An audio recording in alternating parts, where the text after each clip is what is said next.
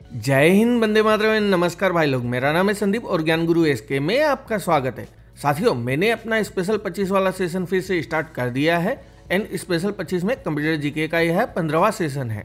यह video Microsoft word command से related important question का दूसरा भाग है और साथ ही न्यू स्टूडेंट के लिए मैं एक बार रिपीट कर देता हूं कि स्पेशल 25 में मैं 10 मिनट के अंदर 25 क्वेश्चंस कवर करता हूं जो कि हर क्लास के स्टूडेंट के लिए इंपॉर्टेंट होते हैं। और साथ ही पिछले वीडियो में पूछे गए सवाल का भी उत्तर इस वीडियो में देने वाला हूं, तो वीडियो को एंड तक ध्यान से देखें। साथियों, वीडियो शुरू करने से पहले कंप्यूटर जीके के 14 सेशन से एक सवाल जिसका की उत्तर सभी स्टूडेंट को कमेंट्स में देना अनिवार्य है। सवाल है, MS वर्ड 2010 में नया डॉक्यूमेंट खोलने के लिए किस कीबोर्ड शॉर्टकट का उपयोग किया जाता है। मैं सवाल को दोबारा दोहराता हूँ। MS वर्ड 2010 में नया डॉक्यूमेंट खोलने के लिए किस कीबोर्ड शॉर्टकट का उपयोग किया जाता है। आइए अब चलिए वीडियो शुरू करते हैं। पहला प्रश्न है, कॉपी किए गए टेक्स्ट को पेस्ट करने के लिए शॉर्टकट की कौन सी है। तो साथियों, कॉपी किए गए टेक्स्ट को पेस्ट करने के लिए कंट्रोल V होता है, तो इस प्रश्न का सही उत्तर हो जाएगा ऑप्शन सी, कंट्रोल V। दूसरा प्रश्न है, माइक्रोसॉफ्ट वर्ड 2010 में निम्न में से किस कीबोर्ड शॉर्टकट का उपयोग कर्सर को एक पैराग्राफ के ऊपर ले जाने के लिए किया जाता है। तो साथियों, माइक्रोसॉफ्ट वर्ड में कंट्रोल प्लस अप एरो की लाइन या पैराग्राफ की शुरुआत में ले जाता है, तो इस प्रश्न का सही उत्तर हो जाएगा ऑप्शन सी, कंट्रोल प्लस ऊपर तीर कुंजी। तीसरा प्रश्न है, माइक्रोसॉफ्ट वर्ड में F12 का उपयोग किस लिए किया जाता है। तो साथियों, माइक्रोसॉफ्ट वर्ड में F12 दबाने से सेवेज डायलॉग बॉक्स ओपन हो जाता है, तो इस प्रश्न का सही उत्तर हो जाएगा option A, save as dialog box open करने के लिए। अगला प्रश्न है, माइक्रोसॉफ्ट वर्ड 2010 में किस शॉर्टकट की मदद से सुपरस्क्रिप्ट फॉर्मेटिंग को लागू कर सकते हैं। तो साथियों, माइक्रोसॉफ्ट वर्ड में उस कैरेक्टर का चयन करें जिसे आप फॉर्मेट करना चाहते हैं और सुपरस्क्रिप्ट के लिए कंट्रोल शिफ्ट प्लस दबाएं, यानी कि option C, control plus shift plus plus sign. पांचवा प्रश्न है, माइक्रोसॉफ्ट वर्ड 2010 के फॉन्ट साइज लिस्ट बॉक्स में उपलब्ध अगले बड़े साइज तक फॉन्ट आकार बढ़ाने के लिए कीबोर्ड शॉर्टकट कौन सा है। तो साथियों, पांचवें प्रश्न का सही उत्तर हो जाएगा option C, control shift greater sign. छठा प्रश्न है, निम्न में से कौन सा टैब माइक्रोसॉफ्ट वर्ड 2010 में डॉक्यूमेंट के एप्लीकेशन नाम को डिस्प्ले करता है।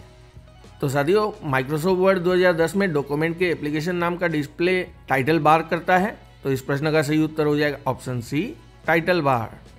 साथियों, अगर आपको वीडियो की जानकारी अच्छी लग रही है तो वीडियो को अभी से लाइक कर दें। साथ ही आपके दिमाग में कोई सवाल है तो कमेंट्स में जरूर लिखिए ताकि उसका उत्तर मैं आपको दे सकूं। सातवां प्रश्न है, माइक्रोसॉफ्ट वर्ड 2010 में डॉक्यूमेंट को बंद करने के लिए किस शॉर्टकट की का उपयोग किया जाता है। तो साथियों, माइक्रोसॉफ्ट वर्ड 2010 में कंट्रोल W वर्तमान डॉक्यूमेंट को बंद कर देता है, तो इस प्रश्न का सही उत्तर हो जाएगा ऑप्शन सी, कंट्रोल W।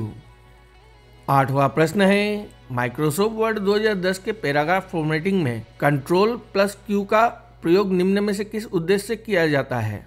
तो साथियों, माइक्रोसॉफ्ट वर्ड में कंट्रोल Q का उपयोग हाईलाइट किए गए पैराग्राफ के सभी फॉर्मेटिंग को हटाने के लिए किया जाता है, तो इस प्रश्न का सही उत्तर हो जाएगा ऑप्शन बी, हाईलाइट किए गए पैराग्राफ की पैराग्राफ फॉर्मेटिंग हटाने के लिए। नौवां प्रश्न है, माइक्रोसॉफ्ट वर्ड 2010 में डॉक्यूमेंट को सेव करने के लिए निम्न में से किस कीबोर्ड शॉर्टकट का उपयोग किया जाता है। तो साथियों, माइक्रोसॉफ्ट वर्ड में डॉक्यूमेंट को सेव करने के लिए कंट्रोल S का उपयोग किया जाता है, तो इस प्रश्न का सही उत्तर हो जाएगा ऑप्शन सी, कंट्रोल S। 10वां प्रश्न है, फाइल मेन्यू को खोलने के लिए माइक्रोसॉफ्ट वर्ड 2010 में निम्न में से किस कमांड्स का उपयोग किया जाता है। तो साथियों, फाइल मेन्यू खोलने के लिए माइक्रोसॉफ्ट वर्ड में अल्टर F प्रेस किया जाता है, तो इस प्रश्न का सही उत्तर हो जाएगा ऑप्शन ए, अल्टर F। 11वां प्रश्न है, माइक्रोसॉफ्ट वर्ड में एक नया पैराग्राफ बनाने के लिए निम्न में से किस की का उपयोग किया जाता है।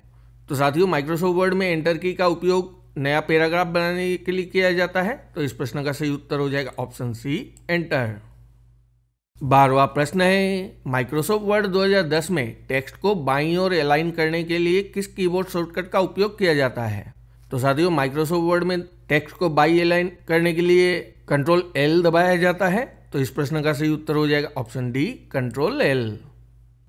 साथियों, अभी वक्त है कंप्यूटर जीके के 14 सेशन में पूछे गए सवाल का उत्तर देने का।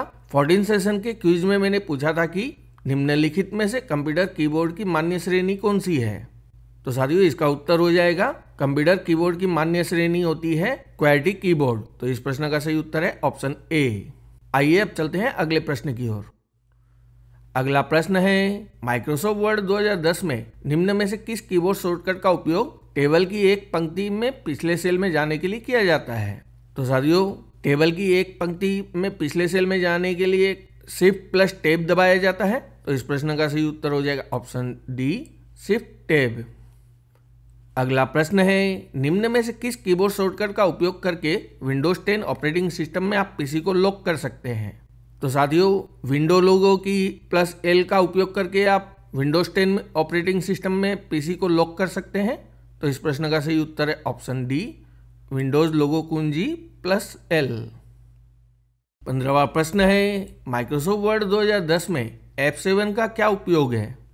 तो साथियों माइक्रोसॉफ्ट वर्ड में आप F7 दबाकर वर्तनी जांच यानी कि स्पेल चेक और व्याकरण की जांच कर सकते हैं। तो इस प्रश्न का सही उत्तर हो जाएगा ऑप्शन बी वर्तनी जांच और व्याकरण जांच के लिए किया जाता है। 16वां प्रश्न है निम्नलिखित में से कौन सा कीबोर्ड शॉर्टकट माइक्रोसॉफ्ट वर्ड में अंडू ऑपरेशन करने के लिए उपयोग किया जाता है। तो साथियों कंट्रोल जेड का उपयोग माइक्रोसॉफ्ट वर्ड में अंडू ऑपरेशन के लिए किया जाता है।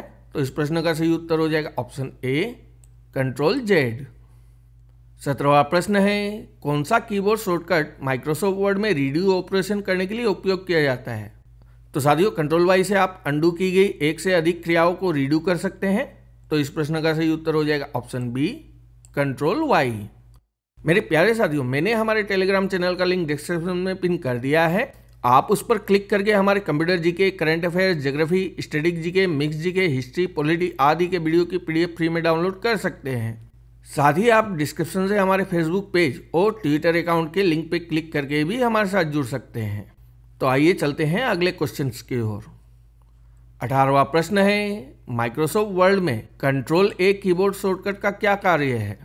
तो साथियों माइक्रोसॉफ्ट वर्ड में कंट्रोल ए फाइल के सभी टेक्स्ट और इमेज को सिलेक्ट करता है।